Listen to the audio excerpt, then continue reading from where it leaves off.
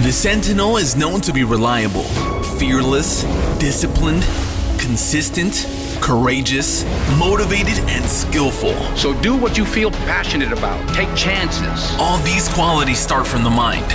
Your mind can be your worst enemy or your most powerful weapon. The world becomes your library to help you to become better at your craft. Is this the dagger? Learn how to achieve greatness and tap into the Sentinel mindset. This episode is brought to you by The Arena. The Arena focuses on helping law enforcement and security professionals achieve their ultimate work experience, curriculum, and fitness goals. Visit thearenatoronto.com. Okay, well, good morning, everybody. Welcome to this wonderful day. We have a very special guest today, and as I always say, all our guests are very special. We have, okay, get ready for this. We have Kyra Follis from Kyra Nutrition and Wellness, okay? And I wanted to make sure that I gave that name some justice.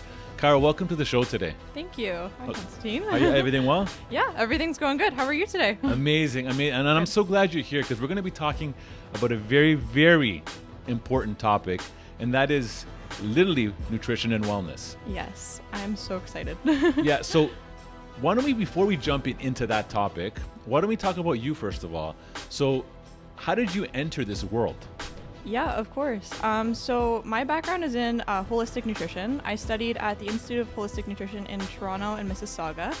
I went there about 4 years ago. I went right after high school, just jumped right into it. I kind of got into nutrition through my own illnesses and autoimmune conditions that I suffer with. I've had eczema and psoriasis my whole life, and trying to figure out how to manage that, I kind of got into it through nutrition. Okay, now for those listening, eczema and psoriasis, what exactly does that do to you? Yeah, so for me, what it was is there was a lot of food aspects that were involved. So I had allergies that would trigger that, and what it is it's a rash. At one point, about 3 years ago, I was actually covered, you wouldn't believe it now, but head to toe in rashes, hives, everything. I was reacting to everything, and it was kind of, I got into nutrition because somebody suggested to me, what are you putting into your body that is affecting you so much? What is throwing your body off? What is it doing to you? And why is your body so reactive right now? And that was kind of, it changed my mindset. And it was weird because originally when I was going to go for school, I had gone through, I was looking at psychology, I was looking at business. And then last minute, I saw this program and I was like, that's it. That is it. That's what I want to do. And it kind of came down to myself. And then there was other people in my life, and I started to notice things like what they were eating and how they felt and like what was affecting them and the way that it was affecting them. For an example, my grandma at the time, so she still does have diabetes, but she had really severe diabetes, and I saw how she would eat certain things and it would affect her. She couldn't eat certain things, and I'm like, I want to understand that a little bit more. I want to understand what food does to your body and kind of how that can help you. And it was the same thing with myself. So like I said, at the time, I was eating kind of anything and everything, trying to figure it out. I went gluten-free, dairy-free, did all that fun jazz. Yeah. And then when I really started learning the components of food and how those could benefit your body and not just focusing on how it could negatively affect you, it really started to change my mindset. And I was like, I want to be able to help other people with this and show them what food can do for them. So like for yourself, this journey in eating properly, like this whole nutrition and wellness piece, have you found that since you made those changes for yourself, that you have felt differently? Like things have changed your health differently? Oh, 100%. So I think that the thing with nutrition is it's like a stepping stone. So nutrition for me was, I changed the things that went into my body, but it also changed my mindset too. So it was focusing on the other things that were going into my body as well. So nutrition for your mind and like how stress is affecting you and how you can support that with food. I used to be really fatigued all the time. So like I said, I was covered head to toe in a rash, and that was like, my body was so tired all the time from having to try to support itself and just fight off whatever was going on. Once I got the foods that I needed and was able to relax my body, my energy did a complete 360. I used to not want to get out of bed in the morning because it was so tiring and so exhausting with how it was affecting my body. And then once I got that under control, it was like a whole other person. Honestly, it was like I had the energy to go work out again. I had the energy to go out in public. I wasn't anxious all the time. It changes your mindset, your body, and just how you feel completely. So you're saying that the types of food that you consume could completely, even though you're getting like, some form of caloric intake, it can change the way your approach is on anything that you may be thinking. It can change your energy levels.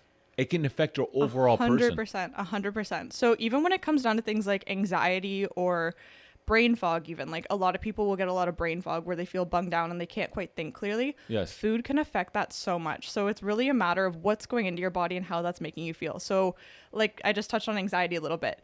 There is so many ways that you can use food to calm your body and to support anxiety, because a lot of people don't realize there's so much chemistry that's going on in your body. Your brain is fed by the foods you consume. It just like, to give an example, just like a car, you wouldn't go on a road trip without filling up first. And the thing is if you have a premium engine, you can't put regular gas in that car. Okay. It's going to be different for every individual. So for me, for an example, I was allergic to things that I didn't even think about. I hadn't even thought about, and they were affecting me, and they were healthy foods. So for an example, I was sensitive to eggs, something that's random. You would think that that's a healthy food for you, but the way that it affected my body changed how my body was working completely, right? So what is the, out of curiosity, what is the view on, eggs, for example? Because I've actually heard this as well, that, eggs are not necessarily something that your body actually can benefit from. I mean, there is proteins that you can grab from there, but there's also effects in eating that egg as well. Yeah, so it's different. Like I said, it's different for everybody. So eggs are one of those ones where its quality really does matter. If you've ever, I don't know if you personally, Constantine, if you've ever looked at free range versus conventional, but there's actually a difference in color in when you're looking at the yolk and stuff. You'll see with free range eggs, there's a lot more nutrients available in those, and the yolk color will actually be a darker, like almost orange color compared to conventional. They'll be like a bright yellow. Okay. And the reason being is they're more nutrient dense. So those ones are going to be better. The other thing is eggs are also very high in histamine. So they actually promote allergic reactions in certain people. So for an example, me with atopic dermatitis, eczema, all that stuff, when I was eating those, what it was doing was upping my histamine levels and affecting me in that way. But that's my body type. So for me, that's different than maybe it would be for you, because everybody's body is different when it does come to food. Eggs can be a great source of protein. They can be a great source of omegas, but if they're going into the wrong body and they're affecting it differently, it's going to be a negative effect opposed to a positive. Okay, so I think you're touching on some great points here, and that is this, that everybody's body is unique. Yes. Everybody's body responds differently as well. So there's not like one set thing, cookie cutter thing for everyone. Exactly. So if I wake up in the morning, which I spoke to my daughter about this last week, because she woke up around 12 o'clock, and the first thing that she ate was a cookie. And I said to her, what are you doing? I said, like, that's the very first thing that you're putting into your body. Yeah. And I find like a lot of kids, they just eat whatever they want to eat, which is why, I mean, as parents, we want to make sure that they have the right foods in the household. This one, I don't know how I got in there. I got to figure that one out. But when you're putting in, I'm going to call it crap, sugar. Yeah. And whatever else is inside these, desserts or whatever is out there, when you're putting those things into your body, and someone might be like, well, I'm putting fuel in my body, right? Yeah. What's your thoughts on that? What is the science behind that? Like, how is that a bad thing? So the thing is like with your example of a cookie. So if your daughter, that's the first thing that she's putting into her body in the morning, it's the same thing as people who the first thing that they drink in the morning is coffee. What that does is that's a very synthetic form of energy. So that cookie is packed with sugar, right? Refined sugar. That's going to spike your blood sugar. If that's the first thing that you're putting into your body in the morning, same thing with coffee. It's going to be a synthetic form of energy, caffeine. You're spiking your blood sugar, which messes up with your messes up your hormonal levels and will actually set the tone for the day. So even if I put like if I have my coffee black, I'm still like, if that's the first thing, which by the way, I do that every day. Is that your routine? First thing in the morning, I have a coffee. And I know hundreds of thousands, possibly millions do the same thing. It's so common. It's not good for you. So this is the thing. So I work with a lot of women that have issues like PCOS, hormonal issues. Their hormones are completely dysregulated. It's the same thing with men. A lot of the time they don't pay attention to that stuff. But like I said, when the first thing you're putting into your body in the morning is something synthetic and it's spiking your energy levels right off the bat, that's throwing off your hormonal levels for the day. So when it comes to things like your adrenals, which are what regulate your stress hormones, if you're throwing those off first thing in the morning, that's going to continue throughout the entire day. It's going to throw your body into something that's called fight or flight, which is essentially when your body's like, okay, what's about to happen next all the time. And that's what you don't want, right? Because then it's like you're more likely to have things like anxiety or your blood pressure is going to get higher because your body is thrown off right from the get-go. Okay, this is good. So, for example, I'm someone that is, I obviously run, large operations and I get stressed. I've learned to deal with stress. I've actually learned to live with stress. Which is not a good thing. Yeah. Now, if I'm someone that can suffer through anxiety and stress, and I have that, let's just sitting on baggage from the day before, and I wake up in the morning and I drink that cup of coffee, I'm actually potentially flaring up that anxiety and stress. Because what happens, Constantine, is when you drink that coffee in the morning and you're already stressed out from the day before. So you probably, because you were, so I'm going to give you an example. So Yes. your pattern basically right now is you're in stress the day before. You go to bed, you're probably not all the way wound down from the night before yet. You're probably Right. still in a stressful state when you go to bed. You're not getting a full night's sleep, even if you think you are. Your REM sleep is going to be affected because, again, your hormones are going to be going up and down all throughout the night. Your cortisol levels, which are your stress hormones, are still going to be going because you still haven't relaxed, right? So when you wake up in the morning and the first thing that you put in is something that spikes your cortisol levels again, it just restarts the cycle. Wow. Okay, Yeah. so if cookies are obviously not good, and now we found We're coffee. kicking the cookies, Yeah, exactly. yep. What should? Okay, so let me tell my routine, for example. Okay. I fast, Yep. and I've created that fasting routine where I don't have my first meal till 12 o'clock of the Okay. day, and the last meal of the day was probably maybe 9 o'clock. So there's a very good like 14-hour to 15-hour gap where I don't eat. Okay. And then I'll start having like my meals starting from lunchtime on to dinner time. Okay. Now, the only thing that enters my body is coffee. If someone out there does something similar, or they don't even have to do that, they just want to have the very first thing to put into their system, because most people eat in the morning their breakfast. Yeah. What should be something that you're eating So to give you that kick-ass day? So one thing I do suggest to people, and this is just going from a digestive standpoint, because we do work a lot with digestion in nutrition. If you can't digest and absorb the nutrients that you're eating, really, what is the point of eating them? That's not to say like don't eat Yes. healthy food, but Right. it's just you need to be able to digest them, right? Something simple that I suggest to people so that the first thing into their body in the morning isn't something like coffee or a cookie, things like that, is do hot lemon water or hot lime water. What that does, and it's actually a weird mechanism, is it actually gets your body ready for digestion throughout the day. So when you do that, you take it in, and the pH of that lemon water actually interacts with your stomach and mocks stomach acid. So it will help you produce more stomach acid and get your digestive system ready for the day. You're not adding in anything that's going to spike your cortisol levels right off the bat, and then your body is ready to actually absorb nutrients. So I'm going to ask you a question, actually. Yeah. So Come on, let's do it. Yeah. yeah. So in a day, how would you say your digestion is? Okay. I would say it's probably really good. Okay. But the only way I would think it's good is that I'm regular. Okay. What do you, I know this is a pretty personal question. Yeah. What do you define as regular? Once a day. No. No? No. So actually, a lot of people, and this is not to shame you, everybody thinks that that's normal, right? Yes. But in reality, you should be going 2 to 3 times at least a day. Really? And the reason being is you should be going almost once after every meal you have.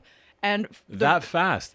Yeah. You know what you're making me think of right now? I just recently got a dog. Yeah. And half an hour, they say, after a dog eats, Yeah. he's at the bathroom. Yeah.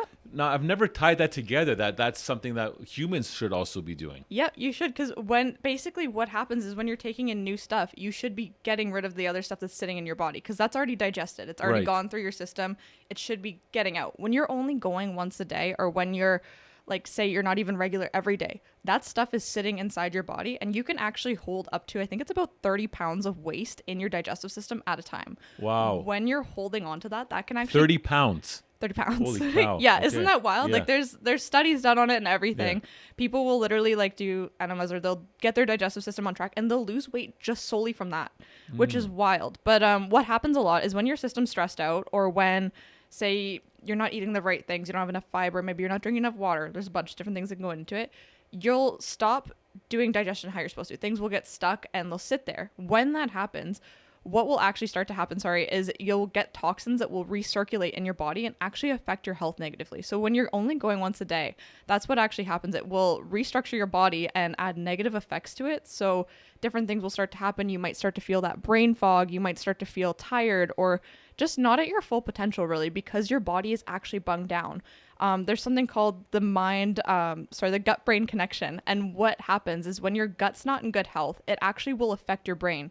So I don't mean that in just like an anxiety standpoint. I mean that in like a mental stamina. So say you're going at an 8 right now, you could be going at a 10 if you felt even better. Do you know what I mean? Okay. No, that's Yeah. good. So this is important, because one of the things I want to tie this into is, so Kyra, you recently have come on under the arena and to provide your incredible skill set of knowledge, and that is helping people in an area that most people, I feel, either neglect. So I think there's categories. There's people that are aware of this, Yeah. they just don't care. Yep. I think there's people that don't know at all. And then I think there's some Yeah. people that just have some level of information. But the one thing that all three need is that they need to tie them together to get that information to actually push themselves Yeah, to getting that overall definitely. healthy lifestyle. And to me, I'm 45 years old. I think about death now, and I'm not trying to be morbid here, but it sits on my mind, meaning Yeah. as in like, am I making the best moves here? And for myself, I want to look at myself as an individual to be like, if I'm around for years to come and I can make some healthy lifestyle choices, good exercise, put myself in environments where I'm not stressed out, where I'm not creating anxiety, all these elements, I'll have a long life. Exactly. And But I think the pillar of that is nutrition, or the heart of that. oh, 100%. And what it really comes down to too is, like you said, like you could have a long life, but it's really about how you feel in that time too, right? Like if you don't feel great and you're just suffering because you're not giving your body what it needs, or you don't know the basics to kind of support yourself, your quality of life is going to be affected. Right. And even if you live to 108, if your quality of life is affected and you're just sitting in a chair that whole time, really, are you living? Like Okay, that's 100%. end of the day, right? Yeah. But yeah, for sure. So I definitely agree with you. Nutrition really is the fundamentals, and one of the fundamental things to provide your body with what it needs to function. Yes. And like I said, going back to that car analogy, if you're going on a road trip, you're going to fuel up first. And it's the same thing, like when you're talking about law enforcement, what we're getting into with the arena is a lot of people are very into fitness and they don't tie nutrition and fitness together. If you don't have the proper nutrition to supply your body with what it needs to function, your fitness is going to be affected. Yeah. Yeah, exactly. And not only that, but I think also, because again, there's a lot of people out there. I'll give an example. One of my partners, his mind is all around the lines, I go to the gym 5 days a week. I'm in there for 2 or 3 hours a day. But then I look at how he eats, right? Mm-hmm. And, he might have a protein bar here, doesn't eat for like 7 hours, eat something in the evening. Or, you know what, I didn't have much today to eat. I'm going to have a Big Mac combo, or I'm going to do this. And he finds that he's having a very hard time shedding the weight or finding the results that he really wants. And Yeah. isn't there some stat that says out of how you overall look, 70% of that, you can go to the gym every single day, but 70% of that is what you put into your body. Well, exactly. And like the thing I think that a lot of people don't realize, and like I know that a lot of the time macros are very much pushed, and those are your protein, fat, and carb, like kind of the weight of each in your diet. Yes. A lot of the time people disregard the micronutrients, so the little nutrients that you need to function. And like we talked about earlier, when it comes to hormones and things like that, that could be something that's holding you back. So a big thing that I've noticed in the fitness industry is a lot of women, they'll work out and you'll start to see things like maybe their hair starts thinning, or they'll start to get like weight in different places that they don't want it. And it's because they're not supporting their body with the nutrition it needs. So they're completely disregarding their hormonal aspects, and that's actually putting them back. It'll actually like disregard their progress and make them almost hit a plateau in some cases, because when your hormones are fluctuating all the time, you're actually more likely to pack on different fat that you don't want, and again, your muscle distribution will be different. You're not going to gain muscle the way that you want to either. That's good, 100%. So if you're someone, again, we're going to tie this right back. So people do come to us, but we get a lot of stories about people that are trying to pass a circuit called the prep test. Yeah. And this is for anyone wanting to get into law enforcement. They jump into that world. I find the stats coming into us that there's a high failure rate with women for a lot of the strength pieces, Yeah. right? And also with the men, it's kind of the reverse, where some of them struggle with the circuit, but also struggle with the cardio aspect of it as well. Yeah, the stamina, The right? stamina, yeah. Yeah. So if I'm someone thinking all I have to do is just go to the gym and do some bench press, all I got to do is this, I may get some strength, Yeah, right? of course, yeah. Which is going to happen just naturally by doing that, but also the fuels of what I'm putting into my body right now. Yeah. If I'm not getting that, my results are probably going to be a lot slower, Exactly. or I might not get exactly what I'm looking for. Exactly. So that's the thing, is like, again, Constantine, like going back to that car mentality, Yes. is like, say somebody starts that circuit, right? There's a guy there that hasn't ate anything this morning, and he goes through it, and you notice that's halfway through, he starts to gas out. So that's the same thing as like, if you didn't put fuel into a car and you started a race, it would run out of gas, and then you would kind of like just drift out halfway through the race. if you're fully fueled up and you have that breakfast, it's going to give you the stamina to get through this. You're going to do a lot better. You're going to get all the way through the circuit and not have to give up halfway through because you ran out of gas. Okay. Yeah. So I'm going to ask you a question now, as in I just came in. I just determined that my fitness level is not where it's supposed to be at. Yeah. I want to do something like enter a police service or do something just to change my life and get overall best health.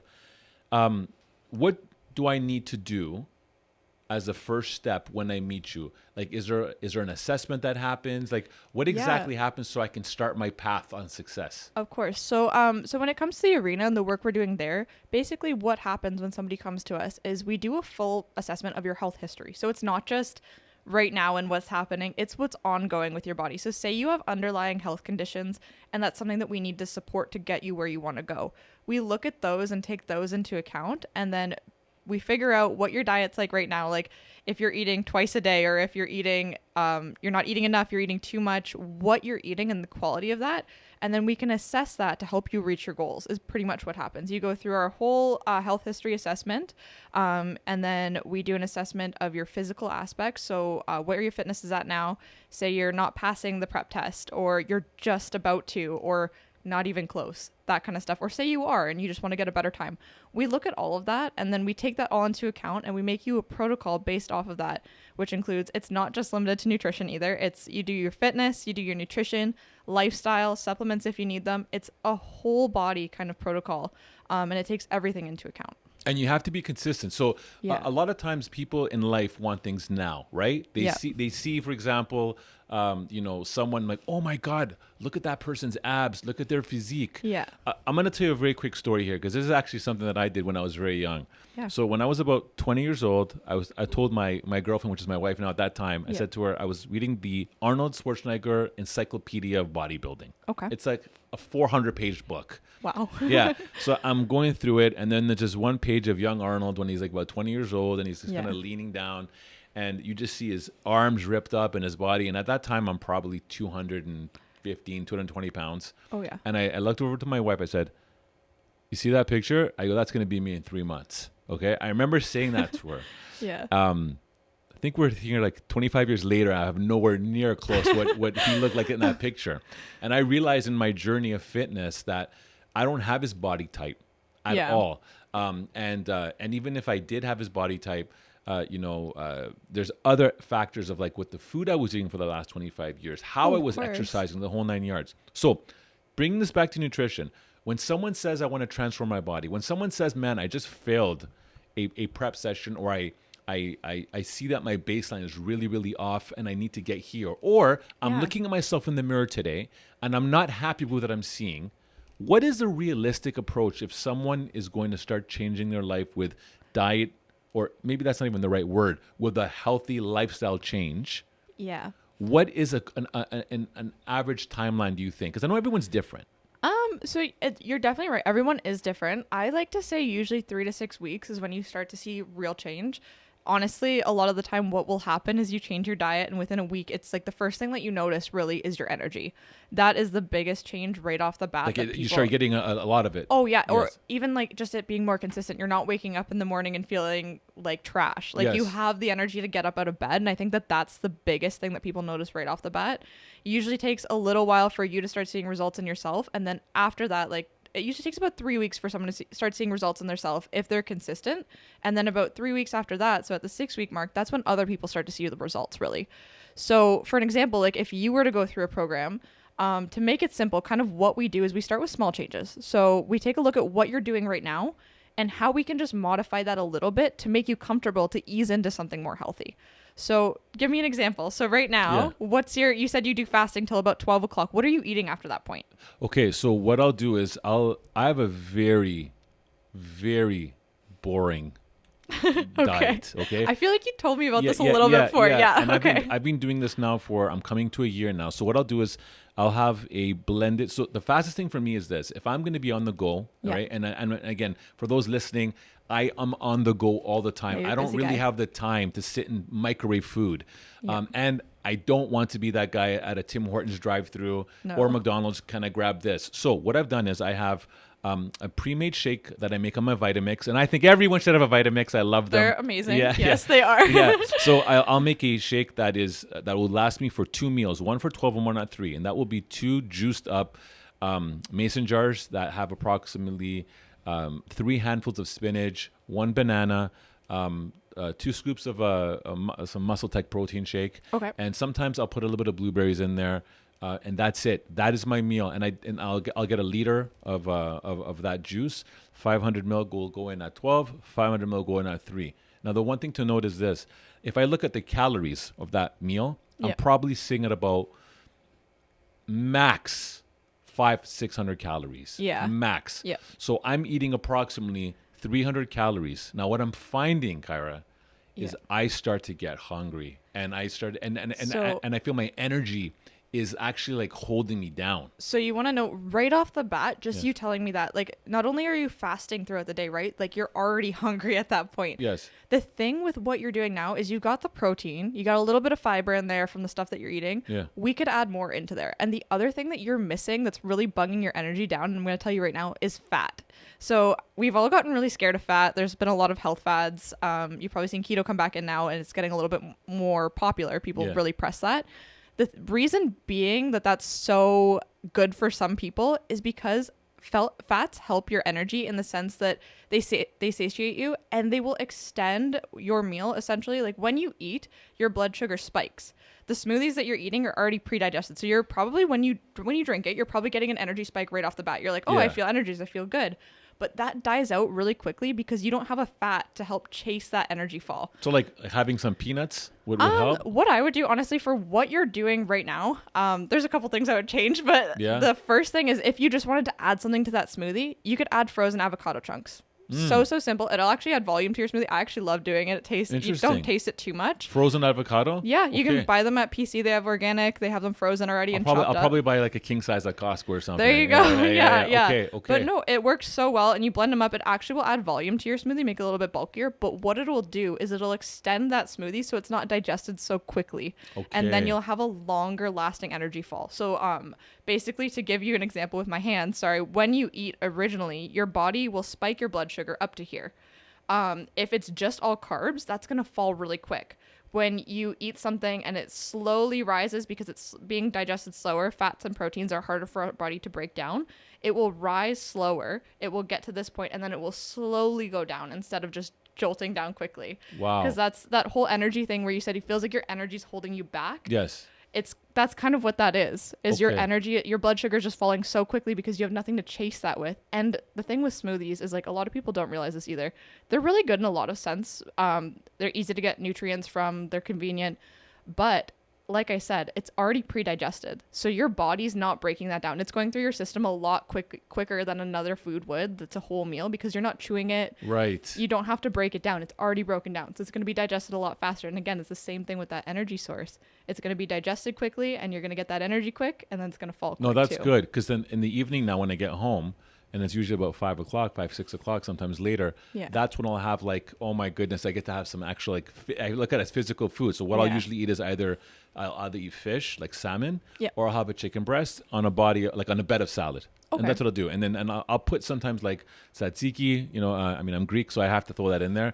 I'll put some of that in my chicken, or if it's just salmon, I'll just have that. But usually that'll be my meal. And I do that 5 days a week. 5 days a week. Yeah. Okay. The other 2 days now, which would be the Saturday and Sunday, the difference is that in the morning now, I'll instead of having my first meal, which is a shake, now I'll have like, some oatmeal, and I'll put some fruit in there, like some strawberries, some berries, and again, I own some pecans, which I love. Okay. Yeah. Awesome. That's it. That's the breakfast, and then again, and then I go right into my main meal in the evening. Now that does well for me, but the one thing that makes me stay on this is the one meal. Maybe look, we're gonna have a lot of topics, Kyra. I'm thinking there's so much we can talk about. Oh, definitely. But the one thing that makes me stay on this path is my cheat meal, and that happens on Friday. And I tell people all the time, and when I say people, I say my family. I go, guys, please don't judge me, because this is my one time in the week where I'm gonna go nuts. So the thing with that, and it's good that you allow yourself that. I think you're about to take this pleasure away from me right now, Kyra. I have a feeling it's happening. No, I'm not going to take it away from you. But I actually want to promote something that it's like a little bit of a different approach. So I'm going to ask you a couple questions before I tell you. Okay.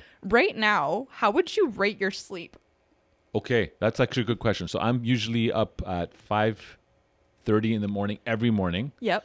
and I'm in bed usually max by about 10:30. So I try to get a minimum 7 hours of sleep. Okay. Do you wake up at all throughout the night? No. No. And when you wake up in the morning, is it like I got to get out of bed? Yeah. So usually I'm finding right now, because I've been doing this for so long, Yeah. that I will wake up sometimes a minute before the alarm goes Yeah, off. your body's conditioned. So it's very conditioned. Even on the weekends, like Yeah. my wife will say to me, "It's 6:00. Where are you going?" I'm like, "Where am I gonna go?" It's like I mean, I'm up. Like I need to start, Yeah. and I just can't lie in bed, right? So Yeah. so for myself, for me personally, that is what happens unless I go past 11. If I go past 11, then it starts messing with me. Okay.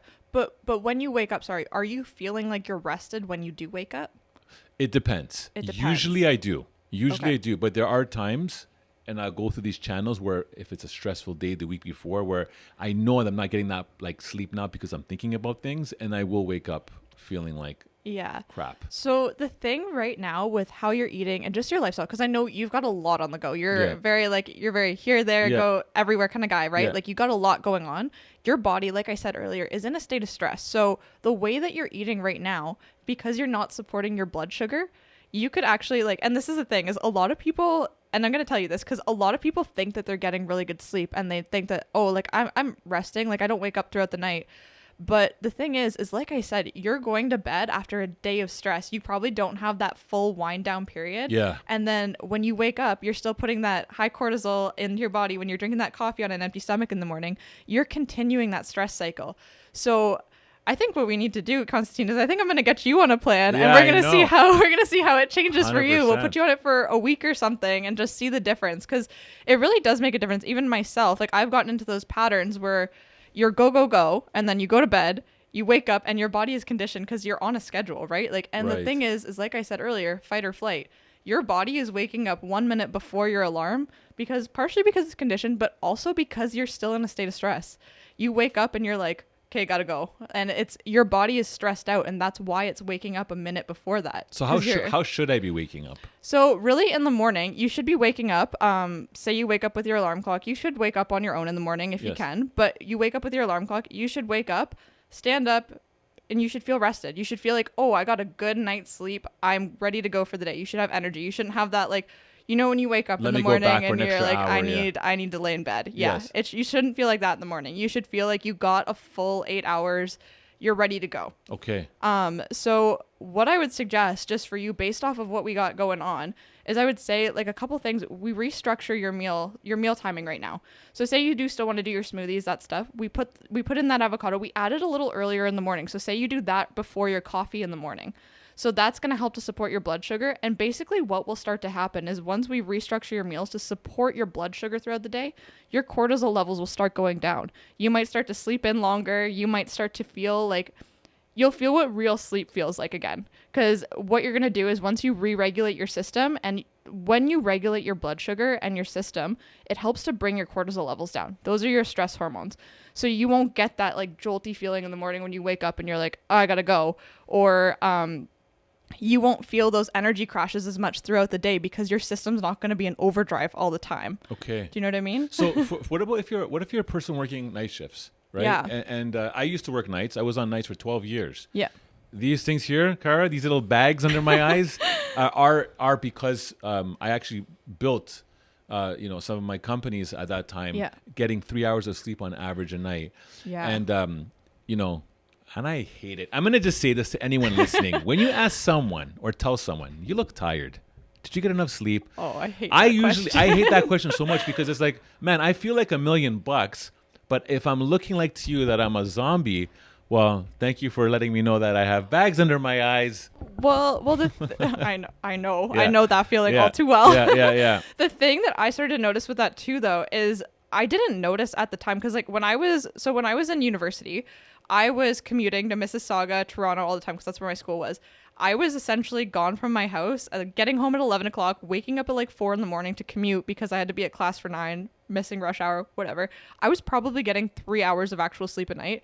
And people would look at me and they're like, you look stressed out. And I'm like, I'm fine. I got energy. I'm good. I'm good. Yeah. And then once I actually started to take care of my body and regulate that sleep again, not only did I like start to look a little bit more like myself, Yes. but the feeling was so different. I had totally normalized feeling like that and feeling run down. It was my normal, right? Like, and when you're so in that schedule and you're so in that routine, you don't notice how much it is affecting you. You don't notice that you actually do feel bugged down until you're out of that and you're able to feel what it feels like to feel energized or to feel normal. And that can that also translate, like, for example, physically? For example, could you start develop, like, when people say things like, man, you're glowing. Yeah. When they say stuff like that.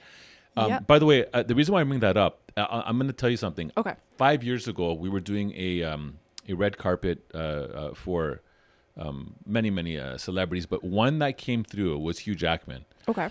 For those of you who don't know, that's Wolverine Logan. And I looked at him and I thought to myself, oh my God. And it wasn't a starstruck thing. I said, like, this guy is glowing. Like, his skin, everything about him looked like amazing. And I thought to myself, like, is it like, did he get a lot of sun? What is it about him? But it's literally as he was glowing. So when I say, can you actually, through good rest and good food and nutrition, can you kind of achieve that same thing? 100% you can. So the biggest thing that I start to notice in clients and everything when I work with them is I'll be on FaceTime with them, because I do a lot of my calls through Zoom, through FaceTime, and I'll look at them, and it's even like things like swelling. So I've had a lot of diabetes clients, for an example. When your body is in overdrive and when it's not running properly, you get a lot of retention. You get a lot of swelling, your skin, everything is just bunged up. That's really what happens. If you're not eliminating things, again, like I said, they're recirculating. Once you start taking care of that and your body is functioning normal, your hormonal systems are running well, you'll start to produce things how you're supposed to. And then you start to get that glow. Your hair might start to grow back. Your eye bags might start to diminish. Things like that. When you're taking care of your body and it's actually in the state that it's supposed to be, it functions so much differently. I've had clients that like will come to me and their water retention in their cheeks or even their lymphatic system is just so clogged because of all the toxins going in or the dysregulation of their hormones, where they're not eliminating things how they should.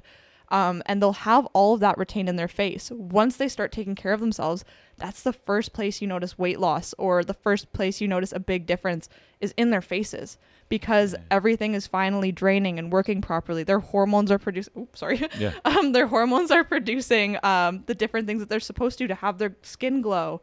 The nutrients that they need are reaching their skin now, so they have that glow factor. Do you get what I mean? 100%. So what I think is amazing, what I'm hearing so far today is that in order for someone to see a lifestyle change, they're going to have to 100% come to that crossroads of, I got to do something about my nutrition. Okay? Yes. So let's go back to that person now who has come to you. Yep. They've just been assessed. Okay. What happens now? Do you put them on a plan? Yeah. So like I said, sorry, I think we got a little bit off topic there, but that's so good. But so basically what starts it is we write out a plan for them. So it's consistent of lifestyle, like I said. So things that you can do for your lifestyle that will help to attribute to reducing stress, things like that. So your body can be in a nice state when you're getting this good nutrition, so it can actually benefit from it. And then sometimes you need supplements. So if you're really low in certain minerals, vitamins, or you need additional support, we add those in. And then we look at diet. So for an example, what we did with you right there, just that smoothie alone, there's something that we could just add in to make it a little bit better. I have clients that like, you don't want to make such a big jump. So for an example, if somebody came to me and they're eating McDonald's every single day for every meal, if I am like, hey, right away, you got to be meal planning, you got to be changing everything, they're probably going to freak out and not do it, right? So too much of an extreme move. Yeah, okay, exactly. So what we start with typically is, let's look at what you're eating right now. How can we modify that to make it a little bit better for what you need so that you can reach your goals? From there, we ease into like a meal plan. And what we do is actually we provide meal plans with full grocery lists, recipes and everything. It's a schedule. So you have Monday to Friday. It shows you where your leftovers are and everything. But what it is we play on what you're already doing so that it's a comfortable transition into something better for you. Okay. Yeah. Okay. And then in this assessment, in this process, I'm doing regular check-ins with you? Yeah, so we do check-ins basically every week. Something's emailed out to you, and you do a check-in through there. And then every 2 weeks, we do a check-in in person or over Zoom, where we just check in and see how you're feeling, what you've changed, if you're being consistent with everything, just to keep you motivated. We are working on a group program right now to help basically support everybody on an ongoing basis. So things will be put out daily so that everybody can be reminded, hey, keep consistent, you got this, and just for that support. But right now with our one-on-ones, it's basically every week you're just checked in on to make sure that you're doing everything you're supposed to. And then every 2 weeks, we go over just where you're at, what has changed, and what we can do next. Okay, like that's amazing. I think for many people listening, when they actually understand that it starts with the nutrition piece, it really dictates your path for everything else that you do. Yeah. So now that's one part of it, which is the nutrition side of it. When we hear the word wellness now, right? Yeah. Where does that part now come into the mix? Yeah, so wellness is a big part of it too. So you can put everything good into your body, but you also need to take care of your mind. You need to take care of your physical health. You need to make sure that all the things around you are proving to be good for your body. So that comes into things like stress management. So say you have a really big schedule, learning how to work with that so that you're not stressing yourself out to the max. Things like time blocking or working on your mindset or breath work, lymphatic drainage, everything that can help benefit your body. Or even just like I said before, the timing of your meals, learning how that works and how to apply that to your body to benefit you. Because wellness really is like a very blanket term. It applies to kind of everything. But basically what we do with the wellness aspect is we're just adding in things to your lifestyle to help you manage everything you've got going on. And that's something that you guys do offer. Yeah, it is. It's part of the protocol. So when we offer these protocols, we put in lifestyle recommendations and wellness recommendations. And what that is it's essentially just how do you modify your life or how do you add these things into your life to benefit you? Even though you already have a busy schedule, what do we suggest that you do that's going to benefit your body or your lifestyle right now to make it a little bit more manageable for you? Okay. Yeah. Would you say that a customized plan is going to be different for someone, let's say in their early 20s opposed to someone in their late 40s? Oh yeah, it's definitely different for everybody. So everybody's very, very unique and their individual body needs are going to be very unique. So it'll be different even for one 20-year-old to another 20-year-old. Yes. It's going to be different even between those two. Okay. No, that's good to know that. Okay. So Yeah. I got my nutrition stuff with you. Yeah. I get my wellness with you. Now I'm at that point now where I've failed a fitness test. Yeah. Okay. Or the prep test or whatever else is out there. Now I need to actually, and again, for those listening, even though we're kind of centered around a test, it could also be, again, I just want to get stronger. I just want to change. Now, how does that part come into play now? Do you have services around that? Do you recommend? So with the nutrition and fitness, we do fitness within our protocols as well. We actually have a personal trainer on board, and basically they help you with things like stamina, strength, everything that you need to get through the prep test. Because I think a lot of the things are people think, oh, I'm fit going into it, but they might not be fit in different aspects. So say you have, like you were talking about earlier, say you have the strength. If you don't have the stamina to get there, it's going to be in real life situations, it's going to be the same thing. So say you're on duty and you're chasing somebody down. If you get gassed out halfway through that chase, it's really not good. You're not doing yourself a service. You know what I mean? So what we do is essentially we give you a plan to help work your body up to be able to handle that. So say you're going through the test and your thing is stamina. We'll help you work on that aspect through our fitness with our personal trainer. Or say the issue that you have is when you're doing one of the machines, you can't grip the grips hard enough or you can't push hard enough. We help you work on that aspect. But it's very dynamic training to help you basically apply yourself in all the situations, because you need to have every kind of aspect. You need to have the strength, you need to have the stamina to keep going. So it's really dynamic, I'd find, in that situation. Okay, that's good. Yeah. Usually the first of the year, Yep. January 1st is when everyone decides, well, not everyone, a Yeah. lot of people, I'm going to make my New Year's resolution right now. New year, new me. Exactly. Yep. And a lot of times gym memberships will go through the roof around this month. Okay. And then they slowly start disappearing afterwards. Yes. So I find a lot of times people will kind of put themselves on the pathway to start moving and making progress. Maybe, as you said earlier, they create a goal that is just too extreme and too high. I'll give you an example. Yeah. I'm that person that I will put in a very extreme goal for myself, but I know who I am. And and that extreme goal for myself, I'll hit.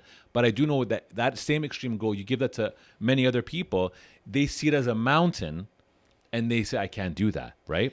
Yeah. So if you're going to spend money now and you're going to invest in yourself to actually make a change, to make a difference, what are some things that you should completely avoid? So I think a big thing that I've learned personally, and I've learned through clients as well, is like you said, a lot of people will set that huge, huge goal, but they'll forget to set the little ones. And I think that that's where a lot of people go wrong, is they'll say, oh, I'm going to eat a strict diet, or, oh, I'm going to exercise every single day. And it's like, no, just set little ones first. And once you hit those, you can reach the bigger goals, right? And it's like, yeah, still keep that big goal, still have that big goal in mind. But it's like, what are 3 small ones that you can have in between there to help you reach that? So when it comes to diet, for example, like we talked about earlier, it's, you could change it all at once, but it might be really overwhelming. And a lot of people can't stick to that. Some people, yeah, sure, they can change everything and they feel great right away and they can stick to that. But some people, if you change too much at once, it becomes unattainable. And when that happens, they just fall off completely. So doing those small things, like for an example for you, like just tweaking that smoothie, that one little thing, that's a small goal to reach the bigger goal, right? Okay, so like it's something, so you're gradually doing things in moderation. Yeah. So for example, like we've heard there's been some new studies introduced that there was, back in the day, they would say it's okay to have alcohol, you know, maybe 2 or 3 times a day or whatever that, and it keeps on shifting and changing, or 4 times a week. Now it's like you should maybe look at it as once or twice a week, for example. Now, I'm not a drinker, so I could care less. But for a lot of people that do drink, if they're looking at making a change, is that, for example, one thing that they try to, you know, as you're trying to go put, kind of almost get this kind of cleanse of your body and change, is that something they should try to refrain from using as an example of a vice? Coffee, for example, is that considered one that you should stop looking at as well? Well, you know? like I said to you, like everything in moderation. So I have clients and they're like, you're going to take me off my coffee, aren't you? And I'm like, no, I'm not going to take your joy away from you. I'm like, but what we can do is we can modify it so it's better for you. So for an example, I don't know if you've heard of PCOS. It's a condition that women have hormonally, and it's your hormones are they're unbalanced, essentially. It's very painful for a lot of women. A lot of those women are drinking coffee on an empty stomach, like we talked about. But basically what we do is, an element that we can add in from food is we can add in fats. So people will switch and do a butter rev coffee, which is adding like coconut milk and ghee butter into have you heard of those before? Which ones? The butter rev coffee. No, I haven't. Oh, they're actually so good. They have my Whole Foods. You should try one. They do, one. eh? Yeah, Okay. yeah, they do. Okay. But essentially what it is it helps to slow that caffeine entering your system. So they're not getting that big jump in cortisol. But that's an example of something that, like, we don't have to take it away, but we can modify it, or we can reduce it, or we can have it in a certain moderation so that it's not going to affect your body. It's just like your cheat meal. So like you're still able to have that balance and have all those things that you want, but maybe we modify it in a different way. So for an example, for me, when I first started in nutrition, I told you I went gluten-free, I went dairy-free. When I had my big flare-up, I had to eliminate a bunch of foods to get back to my normal because my body was so reactive. And like that I'm just going to put a disclaimer, only do that if you're working with a professional. But essentially at that time, it was finding different ways to manipulate food so that I still had what I wanted. Like I could still have a pizza, but maybe it was just a little bit different than everybody else's pizza. You know what I mean? Yes. Like we changed the crust. Maybe we're having a cauliflower crust, things like that. Like you can still enjoy your life and eat healthy. There's different modifications. And like now there's so many different options out there that you can still eat healthy and feel good about that, but you're also moderating it. You know what's interesting about this is that, again, the word's moderation, but you know, when you look at sugar, right? Yeah. And you know, I've actually in my diet, sugar doesn't exist until Friday evenings. It doesn't. It's and then try to do a lot of natural sugar. You know what I mean? If it's going to come from like strawberries, and even if it's going to come from fruit, I make sure it's a fruit that has very low sugar counts. Like I love pineapple. I love mangoes. I love them. And that was something I would actually put into my shakes very early on. Yeah. And then one day I go see my doctor and she says to me, Constantine, just letting you, do you have any diabetes in your family? I go, I do. She goes, your blood sugar is at like, I think 5.1 or something like that. It should be lower or something. I can't remember what the number was, but she goes, I was very close to that threshold. The thing that I'm going to explain to you, and the thing, Constantine, is that a lot of people don't understand, and doctors, like, they really don't get that much training on nutrition. Like, I respect doctors. There's a balance between natural medicine and conventional medicine, but in that aspect, it's you could be adding mango, but it should not be affecting your blood sugar that much. I think in that circumstance, if you were doing just your smoothies and your fasting, then that's more than likely what was affecting your body. Because really, when you look at food, it's like Yeah, mangoes do have sugar, but accompanied with that sugar, there's a lot of fiber in there that's going to balance that out. It's going to help your blood sugar. Yeah. There's a lot of nutrients in there that are going to balance that out. And you shouldn't be affected that much. Like, it's different if you do have diabetes already, stuff like that. But in reality, it's like a lot of people, we villainize sugar, right? Like, we very much villainize sugar. It's like we want to avoid it, but there is sugar in everything. Essentially, there is sugar in everything. And it's what's accompanying that sugar. So for you really like your mangoes and stuff. It could still be you have your mangoes, you have that balance. You don't have to take them all the way out, but you add in something that's going to help it. So you switch around your meals, like just adding that avocado into your smoothie. It's going to help to disregard that sugar so it's not spiking your blood sugar so much. Okay, so let's talk about the word spike. So if I do this now, on a Friday evening right now, and I'm going to give you what I did last Friday. Okay. And you tell me what is happening to my body. So 6.5 or 6 3/4 of the week, I'm doing great. Yep. In this one session now, I'll maybe have, let's just say what I had last week. I had a bunch of Taco Bell. I don't know. I just got that craving. Okay. I had a pizza. Yeah. And then about 2 hours later, I probably had a little tub of ice cream, some chocolates, some gummies, some Twizzlers. I had a whole bunch of junk. Yeah. Okay. And then in the morning time, when I woke up, I felt disgusting. Okay. Yeah. I've never experienced an alcoholic hangover ever in my life, but I've seen people with it. Yeah. And if I just look at what I've seen with people, I felt like I had a hangover of just garbage in my system. So that's literally your blood sugar is going crazy the night before, because it's like we don't get any of this during the entire week, right? And then all at once, and it's not just that, it's all the different additives and stuff that are in those foods, because throughout the week you're eating so healthy. You put all that in there at once, it is like a hangover. It's affecting your liver. It's affecting your digestive system. It's actually doing some harm. Yeah, it's not to say you can't do that. Every once in a while, that's fine. But what I'm saying is, in the sense of balance, it's like if you're adding in little things like that throughout the week. So say you're eating healthy 80% of the time. That allows you for a 20% where you can kind of justify maybe not eating so healthy. So throughout the day, you're supporting your blood sugar all day long. If you throw in one Twix bar, it's not going to ruin your day. You're not going to get that huge hangover that you like sugar hangover that you did after you ate all that stuff all at once. Do you know what I mean? Right. No. Okay. That's good. Yeah. So look, we've learned a lot today, and I think there's so many topics that I want to just open up, but we'll be here for 3 days after that. But the good thing about this, Kyra, is that I think it'd be amazing that we create sessions like these for people to tap into, because the thing that we can all agree on here is that this is a journey. This is not something that you just happens overnight. No one's expecting you to know everything. You gradually make adjustments, and you give yourself, as you said, small wins to succeed. Okay. Yeah. What would you say as the closing words here for you, Kyra? What would you say are, where should someone's mindset be to start this journey? And before you answer, when I used to work out, my trainer back in the day, I had one, he would always say to me that if you're not in the zone, he goes, you're not going to be able to get what you want from your workouts. And he was specifically so make sure you're coming in with a mind of just focus to build and can transform your body and be in that zone. Yeah. If you're looking at joining this journey right now to transform your life, to change the way you eat, to change the way you just live, where should your mindset be?